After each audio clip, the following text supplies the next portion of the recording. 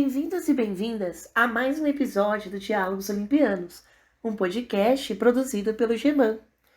Meu nome é Lucas Araújo e vocês já devem me conhecer do episódio sobre o deus egípcio Atom e seu filho Akhenaton, que participei aqui no Diálogos Olimpianos, o episódio número 48.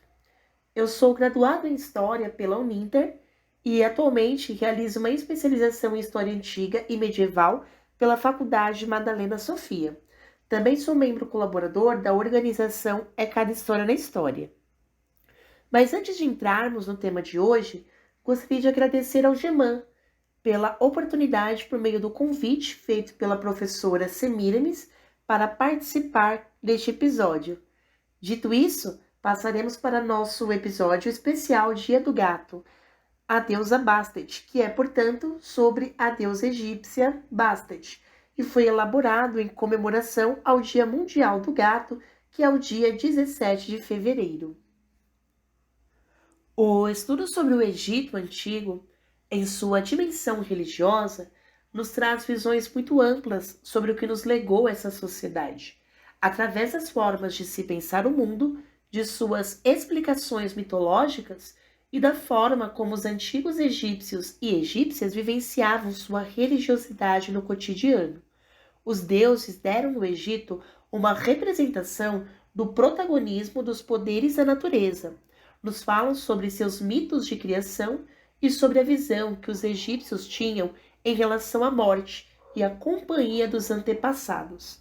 E uma característica fundamental da religião egípcia antiga é o antropozoomorfismo, onde antropo, que em grego significa homem, zoou, também em grego significado animal, e morfismo referente à forma manifestada, ou seja, as divindades egípcias podiam ter forma de animais, representando esses animais, como o caso da deusa Bastet.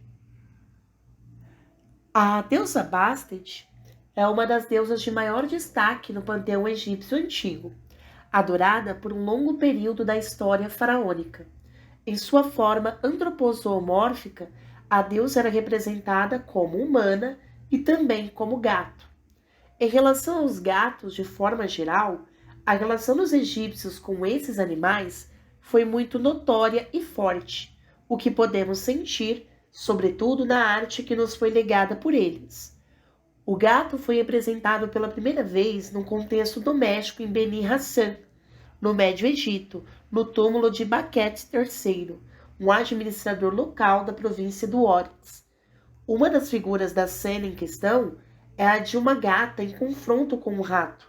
Ao seu lado esquerdo, há um homem segurando um bastão, objeto normalmente visto nas mãos dos missionários que tomavam conta dos animais de estimação.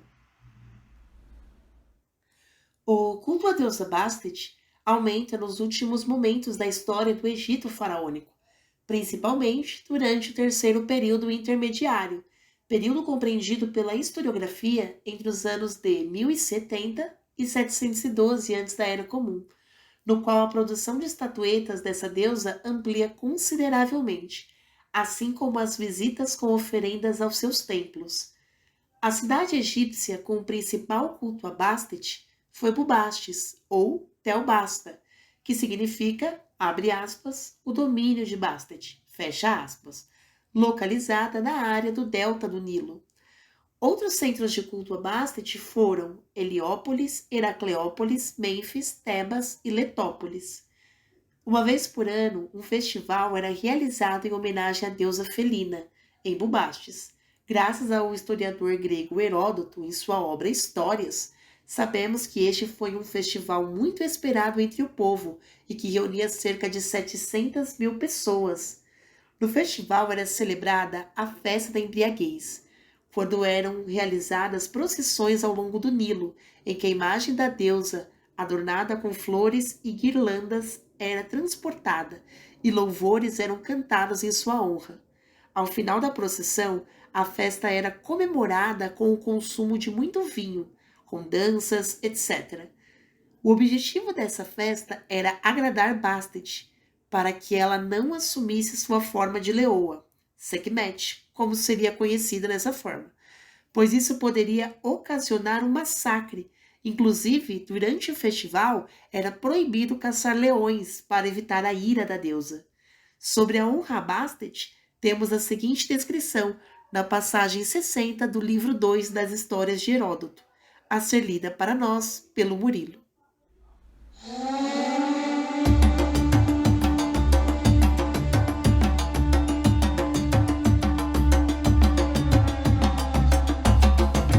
Quando se transferem para Bubastes, fazem o seguinte: navegam juntos homens e mulheres, uma grande multidão de cada um dos sexos em cada embarcação. Algumas mulheres levam castanholas e as fazem ressoar. Certos homens, por sua vez, tocam flauta durante toda a navegação. O restante das mulheres e dos homens canta e bate palmas. Toda vez que, navegando, chegam às margens de alguma outra cidade, aproximam a embarcação da terra e fazem isto. Algumas mulheres fazem aquilo a que já me referi. Outras, aos berros, escarnecem as mulheres naquela cidade. Outras dançam e outras, por fim, ficam em pé, suspendem as vestes. Procedem assim diante de todas as cidades ribeirinhas. Tão logo chegam a Bubastes, festejam, cumprindo grandes sacrifícios. Consomem vinho de uva nessa festa, mais do que todo o restante do ano. Excetuando as crianças, tanto os homens quanto as mulheres que se reúnem ali chegam a 700.000, segundo o relato dos habitantes.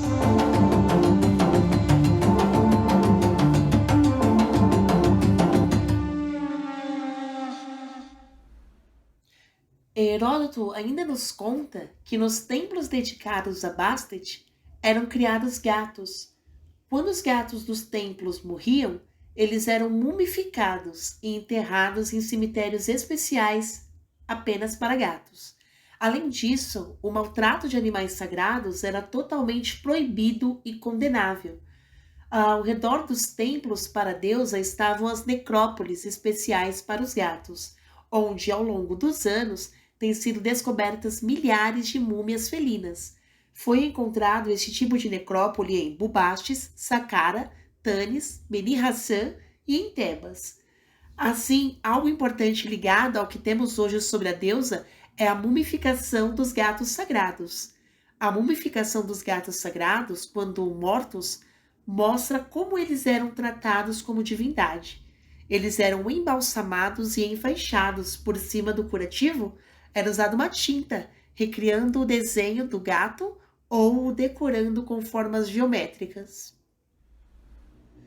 Já sobre os mitos em torno de Bastet, sabemos que eles apresentam uma grande variedade de versões, dependendo do local ou até mesmo do período.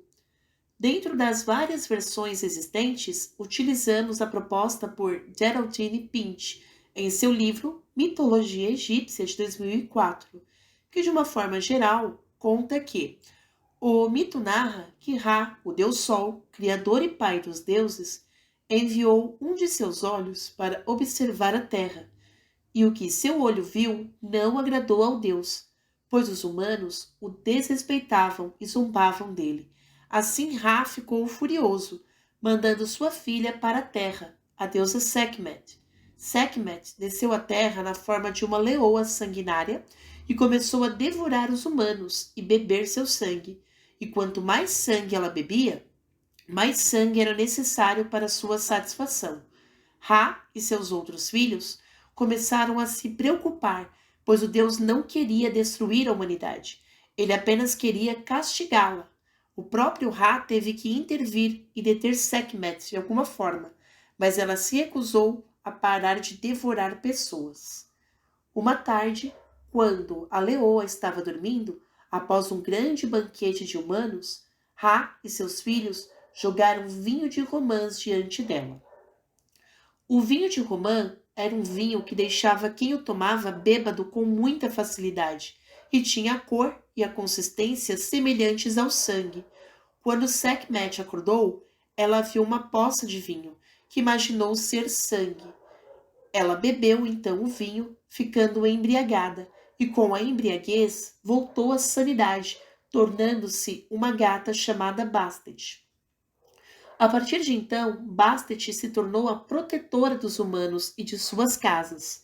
Ela os protegeu de doenças, de pragas, etc. De acordo com o mito, uma vez ao ano era exigido a realização de um ritual em sua homenagem com vinho de romã. E se não fosse feito, Bastet ficaria com raiva e voltaria à forma de Leoa Sekhmet, a comedora de humanos. Essa é uma das explicações para a, abre aspas, festa da bebedeira, fecha aspas, que ocorria na cidade de Bubastis uma vez ao ano. É importante destacar que o mito menciona diretamente a deusa Sekhmet, porém é possível inferir a presença de Bastet como a manifestação positiva de Sekhmet pela questão da dualidade entre elas. Existe, portanto, uma dualidade entre Sekhmet e Bastet. Elas são chamadas de irmãs em algumas versões do mito, por exemplo. Em outras versões míticas, elas eram a mesma deusa em diferentes fases. Seguindo por essa linha, vemos que Sekhmet é a primeira a aparecer nos mitos como devoradora da humanidade, como punição de Ra. Seu nome significa a poderosa, e ela estava representada como uma figura feminina leontocefálica com o disco solar a coroando, revelando em seus poderes forças mais destrutivas que a força do próprio Sol. Nos momentos de maior raiva, Sekhmet era a portadora de doenças e de epidemias, esposa de Ptah, divindade criativa com culto em Mênfis. Sekhmet podia ser identificada também com outras divindades, como Tefnut e Mut. Em suma, Sekhmet se associava com a deusa representante do Sol em seu aspecto maligno. Bastet, por outro lado, era a forma tranquila de Sekhmet, estando associada à forma de um gato. Bastet era representada por um corpo de fêmea com cabeça de gato, possuindo variados atributos que variavam conforme o período e a localidade. Assim, ela era considerada a protetora do lar e de seus habitantes, e ao contrário de sua natureza de leoa, ela representava o poder positivo do sol. Mas Bastet era muitas vezes confundida com Sekhmet e outras vezes com Hathor, porque também representava a fertilidade feminina. A deusa Hathor representava a dança, a música, o amor, a alegria, a maternidade e a sexualidade. Além disso, Hathor auxiliava na passagem das almas dos mortos, levando-as para outra vida. Era representada com o corpo de mulher e a cabeça de vaca em algumas representações. A fertilidade está relacionada a características de todas essas deusas ligadas ao materno. Bastet, Hathor e até mesmo a deusa Ísis, mãe de Horus, representavam a fertilidade ligada ao sagrado feminino. Bastet aparece com frequência no panteão egípcio da segunda dinastia, que governou o Egito do ano 2770 até 2649 antes da Era Comum. No contexto dessa dinastia, dizia-se que o seu nome, Bastet, vinha do mundo funerário, Adubás, e estaria relacionado com a proteção do falecido no além. Por outro lado, ela é nomeada nos textos das pirâmides como a mãe e zeladora do rei, e às vezes é representada amamentando o rei. Era através deste ritual que o faraó passava a ter uma relação direta com a divindade. Esse ritual também tinha uma parte territorial, pois o governante se juntava a Bastet como representante da região norte, também conhecida como o Delta. Nos textos dos sarcófagos, fórmulas sagradas de inspiração solar e osiríaca que protegiam os falecidos, os representando em seu sarcófago, Bastet aparece nomeada como mãe do deus Anubis, que é um deus que acompanhava o processo de mumificação. Também conhecido como Impu ou Ampu, tal deus aparece como protetor das covas desde a primeira dinastia, do período de 2920 a 2770 antes da Era Comum. Anubis, por sua vez, era representado com o corpo metade homem e metade chacal, e de acordo com o mito, ele seria filho do deus Osíris por sua relação com o mundo funerário.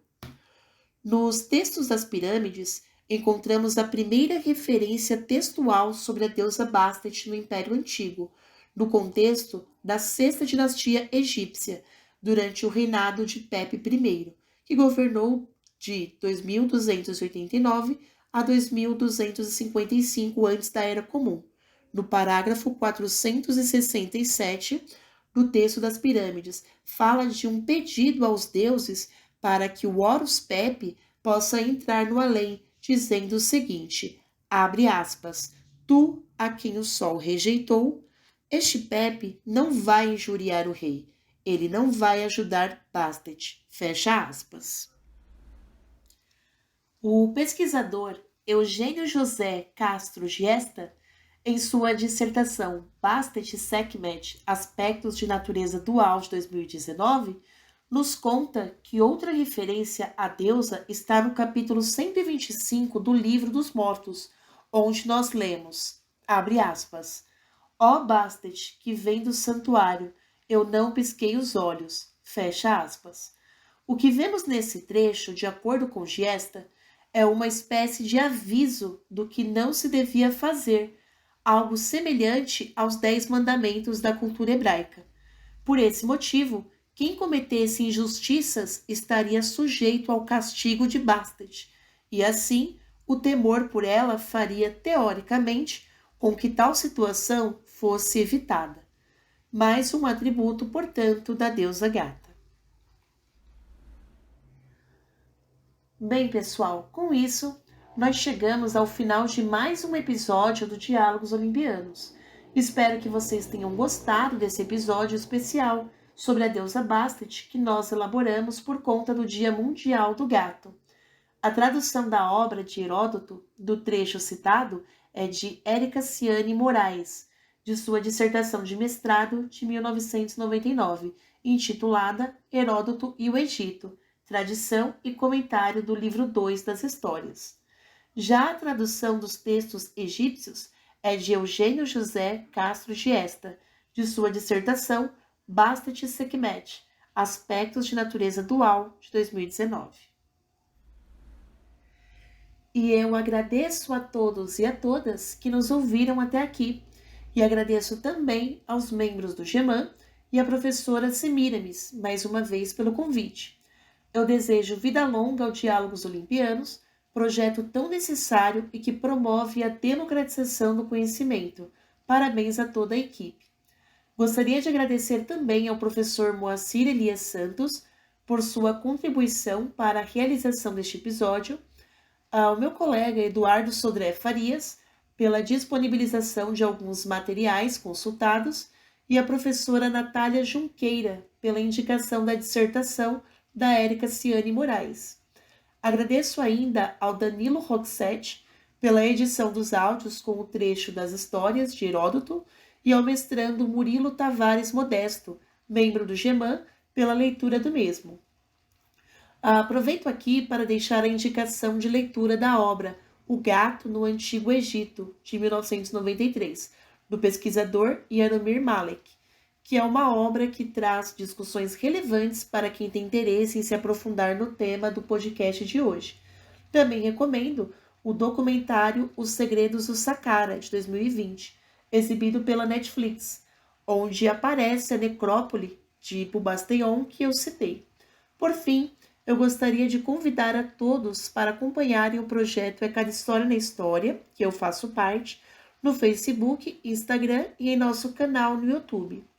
E não deixem de seguir o podcast Diálogos Olimpianos no Spotify ou nos demais aplicativos e agregadores de podcast. Também não deixem de seguir o GEMAN nas redes sociais como Facebook, Instagram e Twitter. Um abraço e até o próximo episódio.